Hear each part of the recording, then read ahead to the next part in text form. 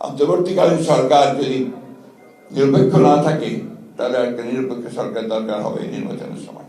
প্রশ্ন হচ্ছে যে সংস্কারগুলো সবগুলো করে আপনার নির্বাচনে যাওয়ার প্রশ্ন উঠেছে। তাহলে কি আমরা 4-5 বছর ধরে অপেক্ষা করব, বা যতদিন সংস্কার সম্পূর্ণ হয় ততদিন ধরে অপেক্ষা করবে জনগণ যে তারা তাদের ভোটের অধিকার থেকে বঞ্চিত হবে? আমরা এখনো দেখছি যে আমাদের আমলাতন্ত্র আগের যে ব্যবস্থা ছিল সেই ব্যবস্থায় তারা এখনো সচিবালয় থেকে শুরু করে সমস্ত প্রশাসনে তারা একইভাবে তাদের ভূমিকা পালন করছে, কোন রকম রদবদল হয়নি।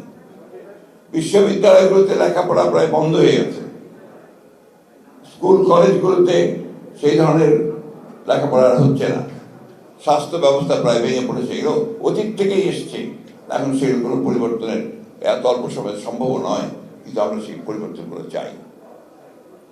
সেই কারণে আমরা বলেছি যে নির্বাচন দ্রুত হওয়া দরকার। নির্বাচন দ্রুত হলে যে দল ক্ষমতায় আসবে তার যে রাজনৈতিক যে কমিটমেন্ট টু পিপুল থাকবে, সেই কমিটমেন্টগুলো তারা পালন করার জন্য অবশ্যই দায়বদ্ধ থাকবে। আমরা এই কথা আমি গতকালও বলেছি, আমাকে একজন সাংবাদিক ভাই নিয়ে প্রশ্ন করেছেন যে অন্তর্বর্তীকালীন সরকার যদি নিরপেক্ষ না থাকে তাহলে একটা নিরপেক্ষ সরকার দরকার হবে নির্বাচনের সময়। আমি কথাটা বলেছি, কারণ আছে। কারণ আমরা দেখছি যে বেশ কিছু বিষয়ে অন্তর্বর্তীকালীন সরকার নিরপেক্ষতা পালন করতে পারছেন না। আমি তাই অনুরোধ করব, আমি প্রত্যাশা করব যে আমরা আশা করি যে অন্তর্বর্তীকালীন সরকার তারা সেই নিরপেক্ষতা পালন করবেন এবং দেশে যে সংকট আছে সেই সংকট থেকে দেশকে মুক্ত করবার জন্য তারা কাজ করবেন।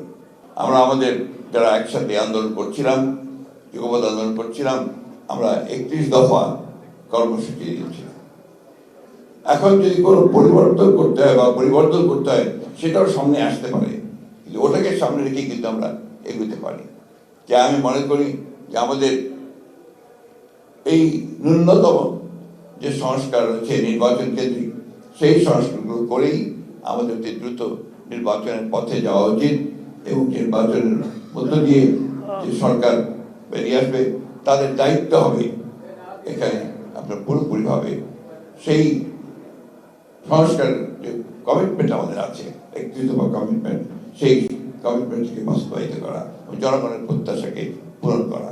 250-টিরও বেশি ডিজাইন অপশন নিয়ে ওয়ালটন স্মার্ট ফ্রিজ, বোঝে আপনার প্রয়োজন। আমি বক্তব্য দীর্ঘ করবো না, আমি আগে বলছি আমি অসুস্থ।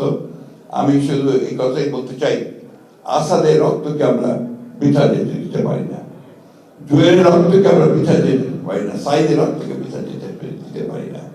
সব মিলিয়ে আজকে যারা আমাদের জন্য, আমাদের ভবিষ্যতের জন্য তারা প্রাণ দিয়েছেন, সেই তারা যে চেয়েছিলেন, যে স্বপ্ন তাদের ছিল, সেই স্বপ্নগুলোকে যেন আমরা বাস্তবায়িত করতে পারি, সেই জন্য একটা ঐক্য গড়ে তুলে আমরা যেন সেটা অর্জন করতে পারি, সেই চেষ্টাই আমাদের করতে হবে।